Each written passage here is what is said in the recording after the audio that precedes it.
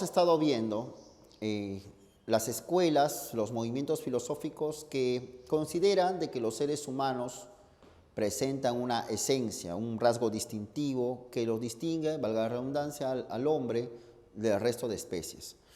Ahora vamos a ver una serie de escuelas que van a negar esta cuestión. Para ellos, los seres humanos no poseen una esencia.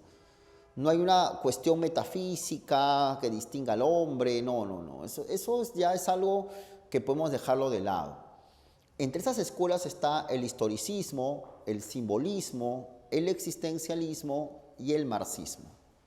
El historicismo es un movimiento que se generó durante la segunda mitad del siglo XIX en Alemania, con pensadores como por ejemplo Wilhelm Dilthey. ¿Te acuerdas que hace unas semanas atrás vimos de Kant y de Descartes y de Locke?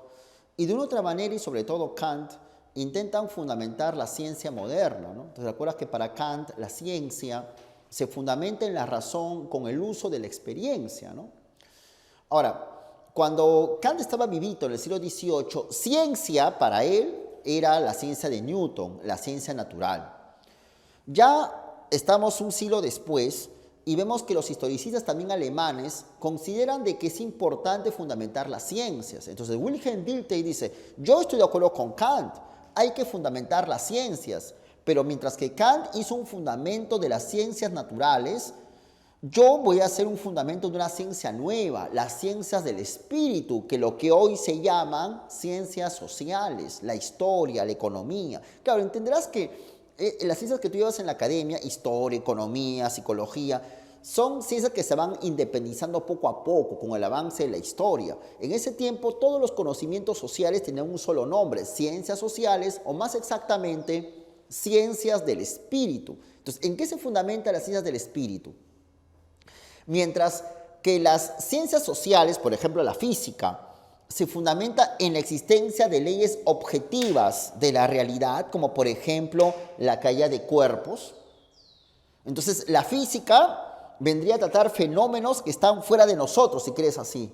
En cambio, las ciencias sociales, digamos la antropología cultural, se manifiesta en el hecho de que el hombre expresa su espíritu, expresa su interioridad a través de una danza, a través de la religión, a través de una conducta, a través del sentimiento, a través de la música. Entonces, mientras que las ciencias naturales se observan neutralmente, las ciencias sociales estudian objetos que se viven, que se sienten, que se perciben de manera directa. Entonces, Dilthey dice, las ciencias del espíritu se fundamentan en las vivencias del hombre. Entonces, cada sociedad genera sus propias manifestaciones culturales, sus propios valores, su propia música, su propia manera de ver el mundo, su propia cosmovisión. Y por consiguiente, la historia no es como lo pensaba Kant, Descartes, Hegel, una historia universal. No, eso no es cierto. La historia se circunscribe a pequeñas colectividades en la cual cada una de ellas crea su propia cultura. Entonces, la historia no es universal, la historia es de acuerdo a cada sociedad. No existe historia universal. Lo que hay es la historia de este pueblo, de este otro pueblo, de este otro pueblo, independientemente. No existe un valor universal. Lo que existe son los valores de cada sociedad. No existe modelo de ser humano universal. Lo que existe es formas de hombres determinadas en cada momento histórico, de su historia, de su cultura.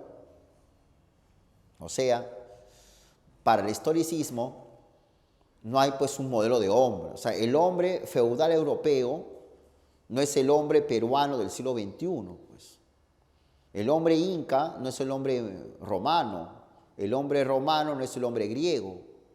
No. Y el hombre griego de la época de Platón no es el hombre griego actual. No sé si me hago entender. Los valores de Platón no son los valores de los incas.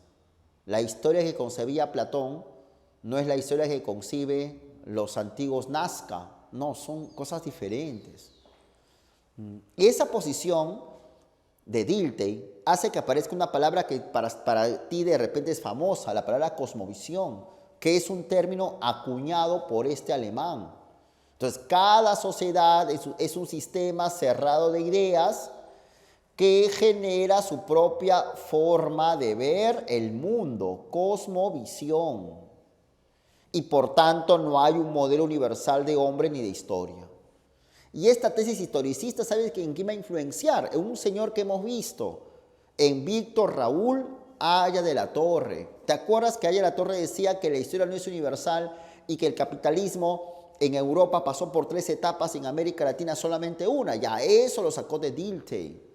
¿Te acuerdas de Leopoldo Sea, un señor mexicano? ¿Te acuerdas o no? Que decía que pensar auténticamente es reflexionar sobre nuestra realidad latinoamericana. Ya, el Sea, Haya de la Torre. ¿Te acuerdas de Miguel León Portilla, que decía de que hubo una filosofía náhuatl? ¿Te acuerdas de él? Ya, estos señores tenían una posición historicista. Los historicistas se caracterizan, por tanto, ¿por qué?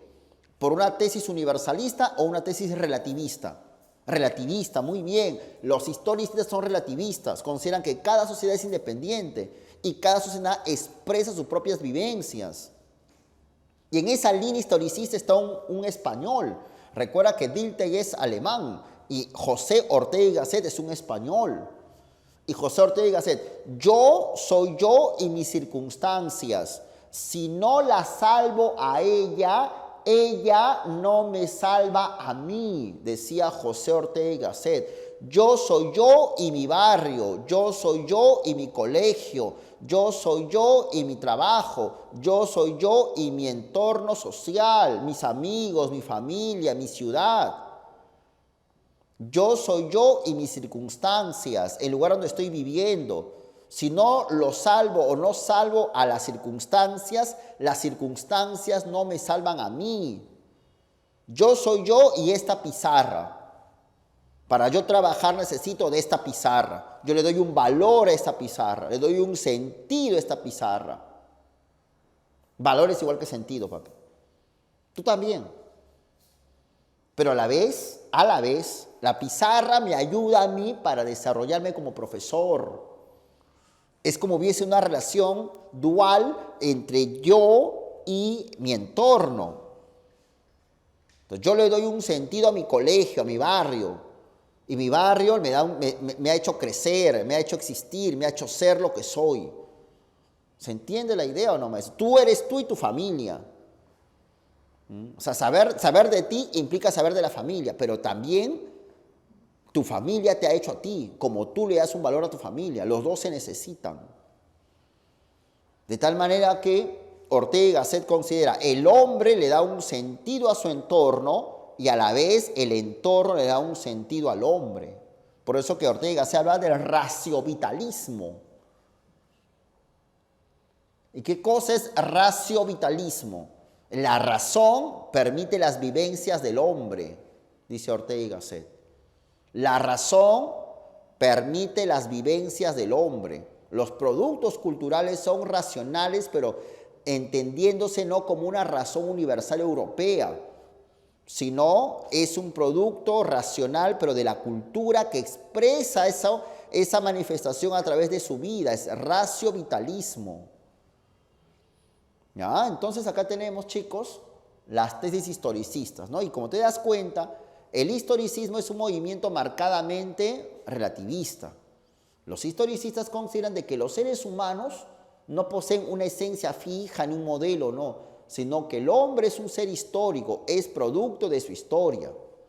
El hombre es consciente de su pasado y se proyecta hacia el futuro.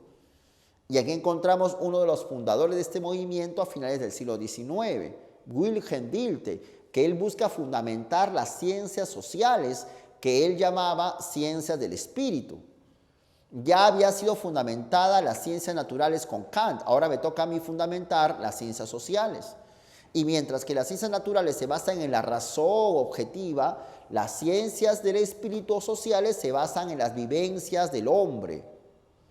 De tal manera que cada sociedad, dice Dilthey, es un sistema generado de vivencias, de ideas, de productos culturales y no se puede hacer que ese producto sea universal. Por eso es que cada sociedad crea su propia cosmovisión, la cosmovisión griega, la cosmovisión inca, la cosmovisión germánica, la cosmovisión china. ¿Eso influencia en Aya o no? En Aya de la Torre del Lapra, claro.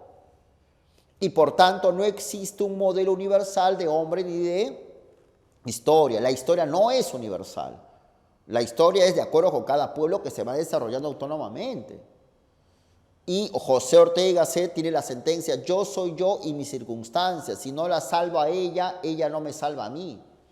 El hombre le da un sentido a su entorno y a la vez el entorno le da un sentido al hombre. Yo le doy un valor a mi trabajo y mi trabajo me hace valorarme a mí mismo. Entonces hay una relación biunímica entre el hombre y su entorno que no puede desprenderse, y por esa razón el hombre es un ser histórico, porque depende de su entorno, depende de su historia. Y esa posición se llama racio-vitalismo. La razón depende de la vitalidad del hombre, el contexto vital en el cual se encuentran los seres humanos. Hasta aquí sería el punto con respecto al historicismo.